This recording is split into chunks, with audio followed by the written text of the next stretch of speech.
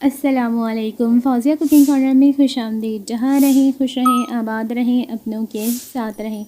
अगर अभी तक आपने मेरे चैनल को सब्सक्राइब नहीं किया तो जल्दी से सब्सक्राइब कर लें ताकि मेरी मज़ेदार सी रेसिपियाँ आपको आसानी से देखने को मिल सकें।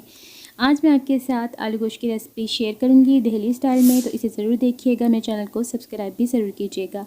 मैंने यहाँ पर 2.5 कप घी तेल ले लिया है और आधा पाव है ये मेरे पास प्याज।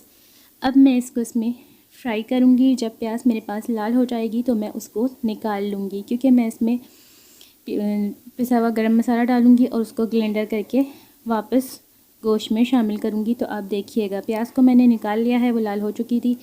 अब इसी तेल में मैंने डाला है 1 टेबल स्पून लहसुन अदरक का पेस्ट। इसको मैं थोड़ा सा भूनूँगी। जब लहसुन भुन जाएगा तो फिर हम उसमें गोश्त शामिल करेंगे। गोश्त है मेरे पास मुर्गी का 1 पाव, तो ये मैंने गोश्त शामिल कर दिया है और इसका कलर चेंज होने तक हम गोश्त की भुनाई करेंगे। तो ये देखें, गोश्त जो है वो भुन चुका है, कलर इसका चेंज हो गया है। अब इसमें हम डालेंगे मसाले। यहाँ पे है मेरे पास हल्दी हाफ़ टी स्पून और पिसा धनिया है आधा टेबल स्पून, नमक है आधा टेबल स्पून और लाल मिर्च है 1 टेबल स्पून। तो ये सारे मसाले इसमें जाएंगे और हम इसकी भुनाई करेंगे। और भुनाई करने के बाद हम इसके अंदर दही को शामिल करेंगे। तो अच्छी तरह से हमें मसालों को भून लेना है। जब मसाले भुन जाएंगे तो हम तभी दही इसमें शामिल करेंगे। मैंने आधा पाव प्याज ली है, तो आधा पाव ही मेरे पास दही है। ये आधा पाव दही जिसे मैंने अच्छी तरह से फेंट लिया था, मैं इसमें शामिल कर रही हूँ और फिर इसको भी अच्छी तरह से हम भूनेंगे। जब दही भुन जाएगा तो फिर हम इसमें आलूओं को शामिल करेंगे, लेकिन उससे पहले हमें दही को भूनना होगा ताकि कोई भी स्मेल बाकी ना रहे। तो ये जो मैंने प्याज अभी फ्राई की थी आधा पाव, ये वो है।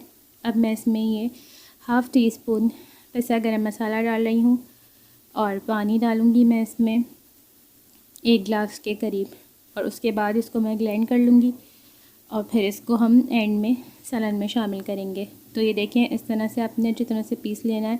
आजकल मशीनें बहुत देर में पीस रही हैं, तो सही से पीसना है, मोटा मोटा ना हो, बिल्कुल प्याज जो है वो पिस जाए।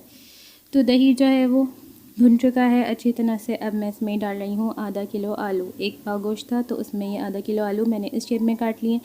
आपको अगर छोटा बड़ा शेप करना हो या अपनी मर्ज़ी का रखना हो तो आप रख सकते हैं। दही देखें कितना अच्छा भुना है, उसमें देखें दाना कितना हो रहा है।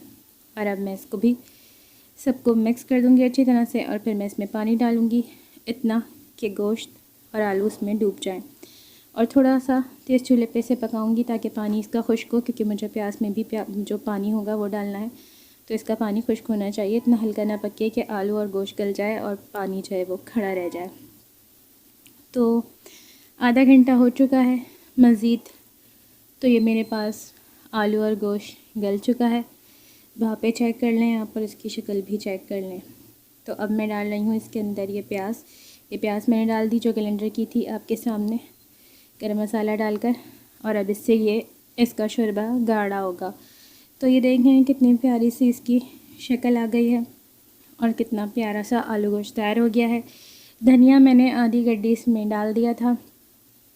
अब आप देखें, इसमें बहुत ज़्यादा पतला शोरबा नहीं रखना, बहुत ज़्यादा गाढ़ा भी नहीं, नहारी की तरह नॉर्मली होना चाहिए।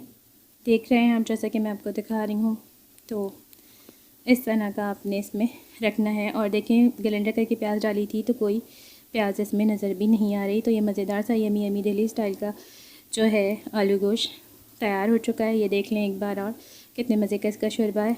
तो आप इसे ज़रूर बनाइएगा, मुझे बताइएगा कमेंट में कि आपको कैसा लगा और आपके घर वालों को। जहाँ रहें खुश रहें, बात रहें, अपनों के साथ हैं। मेरी वीडियो को लाइक शेयर ज़रूर करें, मुझे सपोर्ट ज़रूर करें। मैं मिलूँगी आपसे किसी और मेरी नई मज़ेदार रेसिपी के साथ। तब तक के लिए अपना बहुत बहुत ख्याल रखिएगा, मुझे दुआओं में याद रखिएगा। अल्लाह हाफ़िज़।